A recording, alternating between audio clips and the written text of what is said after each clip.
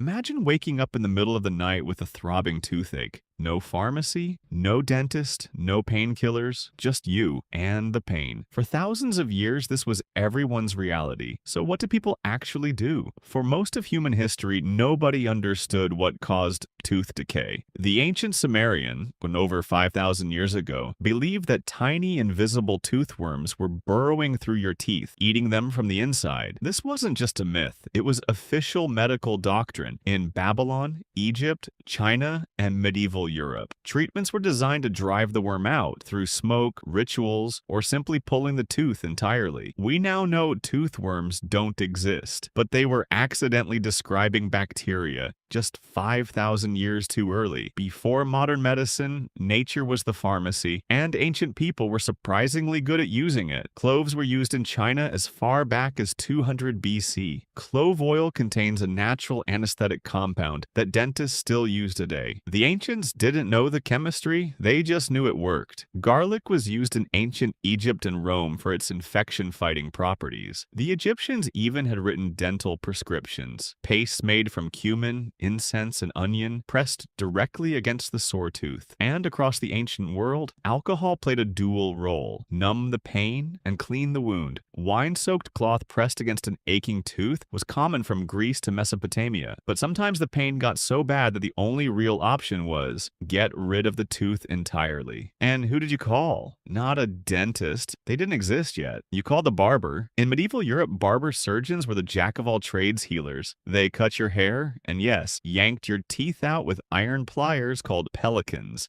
named for their beak-like shape. No anesthesia, no sterile tools, just a strong grip and a very fast pull. The procedure was often done in the town square, and partly for the light and partly because crowds would gather to watch. Infections were common, and a toothache that spread to the jaw could travel to the brain. Many people throughout history likely died from what started as a simple cavity, but extraction wasn't always the first option. Some ancient civilizations actually tried to fix teeth. Archaeologists found a 9,000-year-old skull in Pakistan with teeth that had been drilled using flint-tip tools, the oldest known dental procedure in human history, predating farming itself. The ancient Romans used lead and resin to fill cavities. The Etruscans were crafting dental bridges from gold wire as early as 700 BC. And in the medieval Islamic world, the great physician Ibn Sina described cleaning decayed tissue, filling teeth with natural resins, and even reimplanting knocked-out teeth. And then there were the stranger remedies. Ancient Romans were told to catch a frog under a full moon, spit into its mouth, whisper their pain into it, and release it. Medieval Europeans held candle flames near aching teeth to melt out the worm. In ancient Egypt, one remedy involved placing a dead mouse on the painful area. Pain makes people creative. Desperation makes them even more so. The next time you sit in a dentist's chair, nervous, maybe a little uncomfortable, remember what the alternative looked like for most of human history. No anesthesia, no precision tools, just iron pliers, herbal paste, and hope. Modern dentistry is barely 200 years old. For thousands of years before that, humans faced one of the most common types of pain with almost nothing to fight it. So yes, your dentist appointment might not be fun, but compared to a medieval barber with pliers, you are living in paradise.